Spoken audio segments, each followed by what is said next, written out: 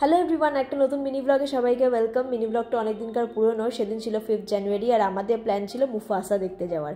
আমরা আইনক্সে চলে গেছিলাম। মুভিটা যখন আমরা গিয়ে পৌঁছেছি তখন মুভিটা কিন্তু 10-15 মিনিট স্টার্ট হয়ে গেছে। তো সেখানে গিয়ে মুভি দেখতে দেখতে শুনু অর্ডার দিল এখানে ফ্রেঞ্চ ফ্রাইজ আর কোল্ড ড্রিঙ্ক, যেটা ও খাচ্ছিল। আমরা একটা দুটো নিয়েছিলাম। আর তারপরে মুভিটা, এটা ইন্টারভেলের পরের সিন।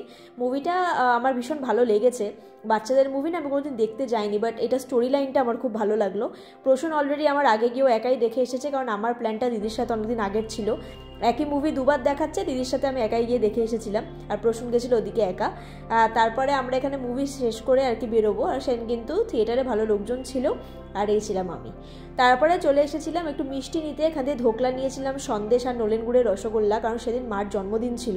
জন্মদিনের ব্লগটা পরে আসছে, এটা প্রি বার্থডের একটা মানে সেট আপ বা সেলিব্রেশন, তোমরা যেটাই বলো, সেটার একটা ব্লগ তোমাদের সাথে শেয়ার করছি। আর চলে এসেছিলাম দশকর্মায় কিছু বার্থডে ডেকোরেটিং আইটেমস নিতে।